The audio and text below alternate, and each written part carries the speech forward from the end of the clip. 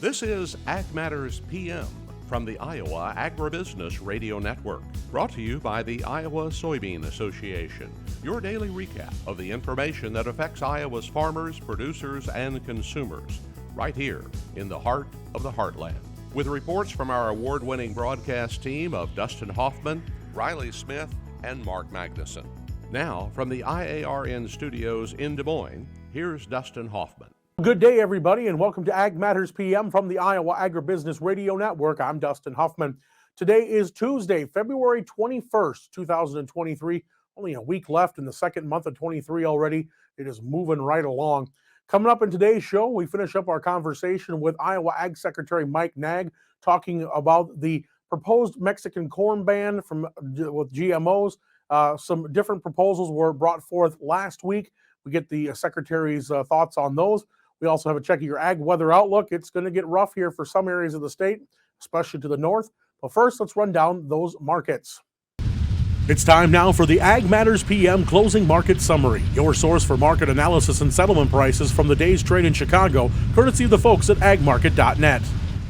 Well, we're at the end of another trading day, and it's time to turn to Tyler Schau of agmarket.net. Tyler, back from now the three-day President's Day weekend. What do we see in those grain markets today?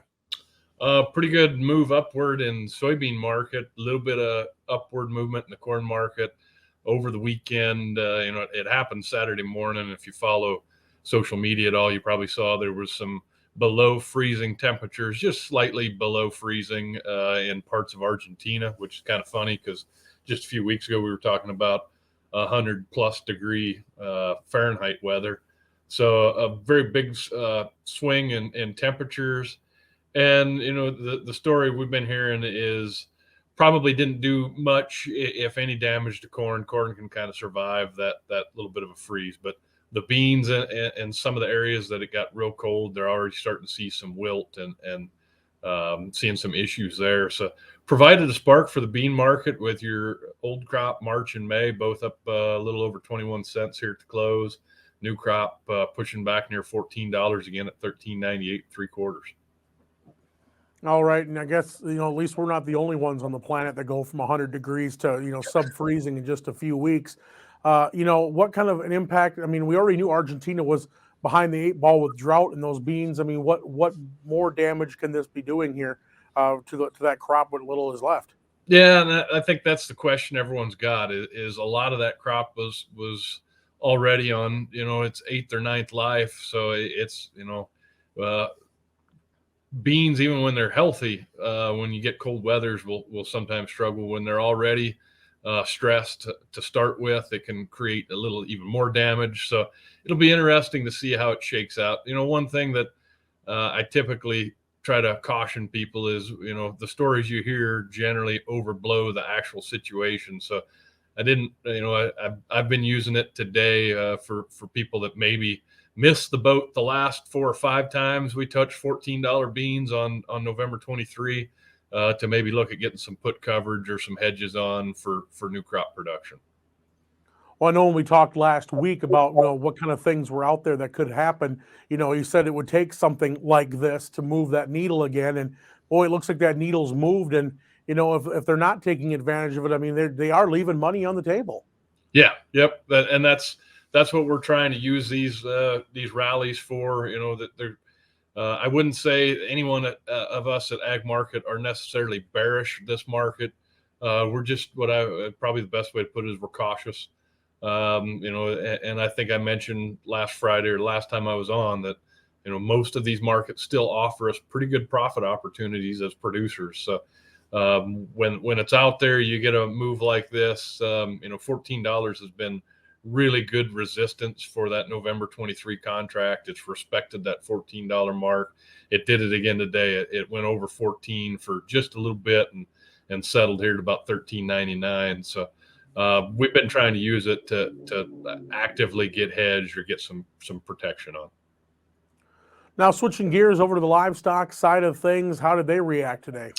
Hogs finally had kind of that big move up day people were looking for the last several weeks. Your April hog contract closed up $3.82, just touched $90 a hundredweight. the cutouts from the USDA came out today and were up like $5 from last Friday. So that box pork cutout, that market was really strong, led to some active buying. Kind of ran into some resistance up there just below $90, and there's some moving averages up there on the chart, and then $90 is that nice round number people were kind of looking for, so that probably brought in some selling. But overall, you saw a pretty optimistic market in the hog market. The cattle, I would say, kind of followed, also remaining optimistic there with the low numbers that are coming in. There's a cattle on feed report coming out Friday. A lot of people are looking to see the numbers on feed smaller again in January than they were the year before, just like we saw in December. All right. Well, if folks want to talk some of their market strategies with agmarket.net, Tyler, how do they do that? Check out our website, agmarket.net. There's a list of all the brokers that you can work with. We've got access to our Ag Intel. You can sign up for a 30-day trial of that. And if you want to reach direct, my number is 701-987-6009. All right, Tyler. Well, we thank you so much for the insight, and we'll talk to you again real soon. You bet. Take care. That again was Tyler Schau of agmarket.net. Let's run down the closing numbers, courtesy of the folks at Bar Chart. March corn was up 2 3/4 at 680.5. December new crop up 3/4 at 596.5. March beans up 21.5 at 1548 3/4. November up 12 3/4 at 13.99 even. Soy meal for May up $6.70 at 481.60. Soy oil up $1.20 at 62.95. Chicago wheat down 13.5 at 762 3/4. Minneapolis was down 3 at 920.5. Kansas wheat down 2 1/4 at 893.5. May oats down 2 3/4 at 346. April live cattle up 45 cents at 165.10. March feeders 35 cents higher at 186.87. Lean hogs up 382 at 89.10. Pork cutouts up 270 at 94.50. Class 3 milk up a penny at 17.91. And that's been our Ag Market Recap. We're going to take a short break and hear from our sponsor, the Iowa Soybean Association and the Soy Checkoff. When we come back, I sit down with Iowa Ag Secretary Mike Naig. This is Ag Matters PM. Iowa Soybean Association is driven to deliver for Iowa's 40,000 soybean farmers. We're proud to provide objective agronomic research, a helping hand with soil and water stewardship, and timely industry news powered by the Soybean Checkoff. Learn more at iasoybeans.com. Welcome back to AMPM from the Iowa Agribusiness Radio Network. I'm Dustin Huffman. Well, last week we had the chance to talk with Iowa Ag Secretary Mike Naig about a whole host of topics. And of course, we talked about the Farm Bill last Thursday. But we also talked about the proposed Mexican ban on GMO corn. A few revisions were made from Mexico's standpoint in the last week, and Iowa Ag Secretary Mike Naig shared his thoughts on the situation. And that kind of was able to kind of a little bit tie me in here to the next topic. You mentioned your trade trip to Mexico last year. And of course, I'm sure one of the things that was talked about was their proposed ban on GMO corn. Now, we've had some negotiation. They're seeming to have changed their stance just a little bit here in the last week. I mean, where are things at, and how do we feel about that from an Iowa perspective? Well, this is a major issue, and the short answer is there was no improvement in the position, at least from a philosophical and a scientific basis for what Mexico is trying to do. They did not improve the situation one bit this past week when they sort of updated the presidential decree. So let's go back. President of Mexico does a presidential decree in which he says that they will no longer allow growing of biotech corn in the country, and also they want to prohibit or ban the importation of biotech corn. Well, Mexico's a huge grain market for us. Guess what? 97% plus of the grain that's coming from the United States into Mexico is biotech. Critically important input for their industrial sector, but also for their livestock producers, dairy and egg production and pork as well. So a huge market for us. And even more importantly than that, it is essential to Mexican food security. And we should care about that as well, in addition to the economics of it. Well, first of all, on its face, it violates the USMCA. You can't do this. We agreed to regulate trade based on science. And this absolutely has no food safety or human health impact whatsoever. And so the request from the U.S. government now has been to the Mexican government is prove the science that supports your position. That's what they were supposed to be coming back with here recently. And what they did is sort of re-up the presidential decree and said, well, will allow yellow corn, biotech yellow corn, to be imported for livestock, but everything else, no. And in fact, white corn is immediately banned. Again, you can't have it. They're in violation of the USMCA. This is too important a market for us to look the other way. So it's just a time to redouble our efforts and focus on this must be resolved. And it's too important for consumers in Mexico and too important a market for us to just let this slide. And that kind of puts us in a sticky situation when you think about it, because we're already entering into arbitration a second time with Canada over dairy, right, in which we need Mexico's help. And now we're going to need Canada's help if we want to enter into arbitration with Mexico. It's really going to be a kind of a sticky spot to be in if you're the trade mission people. It is.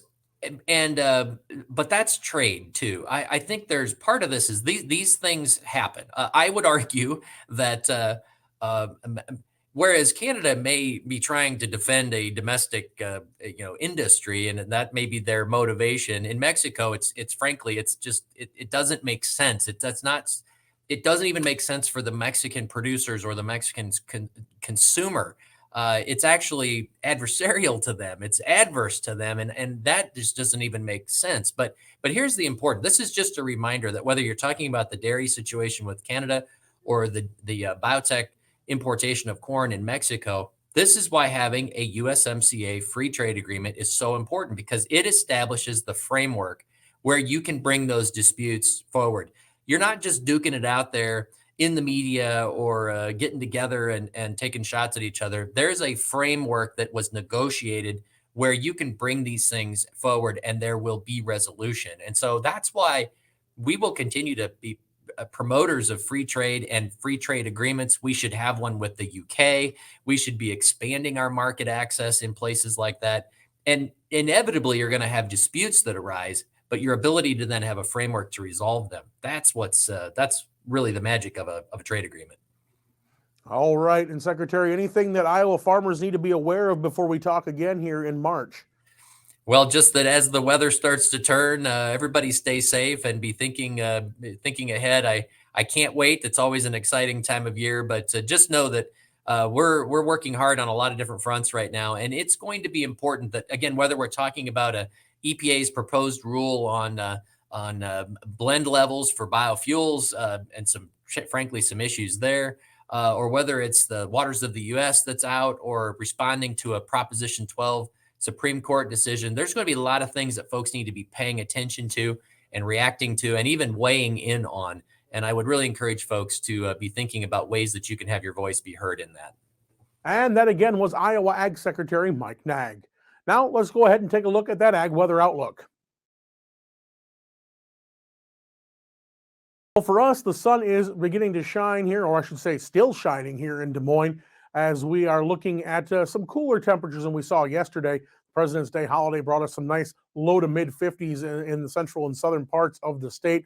Definitely some nice weather, but old man winter telling us who's still in charge and letting us know what the groundhog really had to say at the beginning of the month, and bringing winter back to the northern parts of the state and into parts of southern Minnesota and further north, as a large snow system is moving its way across. In fact, talking to folks back in my hometown in Minnesota, they're talking snowfall totals that could run into the low double digits of like the low 20-inch level, which is something we haven't seen since the 91 Halloween blizzard.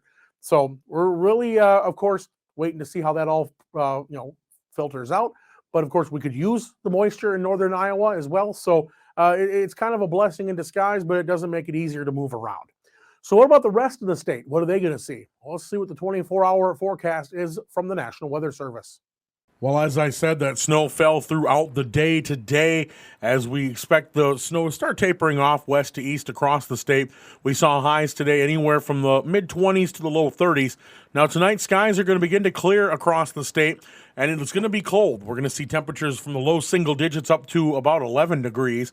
And then sunshine back tomorrow and a little bit warmer, as we'll see those temps start to build in warmer from the west. We'll see highs anywhere from the low 20s to the mid-30s. Taking a look at the affiliate weather map, tomorrow Cherokee will be the warm spot. Sunny skies in 34. Shenandoah sunny in 32. Des Moines looks to be sunny and 31. Waterloo and Albia both looking at sunny skies and 28. Clinton will be the cold spot, sunny skies and 23 degrees. For more detailed forecasts in your area, tune to your local Iowa Agribusiness Radio Network affiliates. And that's been our Ag Weather Outlook. And with that, we're at the end of today's show. You can find all our content online at iowaagnet.com. While you're there, don't forget to sign up for our free e-newsletter. You can also follow us on Facebook, Twitter, TikTok, and on our YouTube channel, where you can subscribe and hit the bell icon and be notified every time we put out a new video product. We also have 2 free twice daily market podcasts. You can find them on Amazon, Google, Spotify, Podbean, and Apple. From the IARN studios in Des Moines, I'm Dustin Huffman. For Mark Magnuson and Riley Smith, we thank you for watching. This has been Ag Matters PM.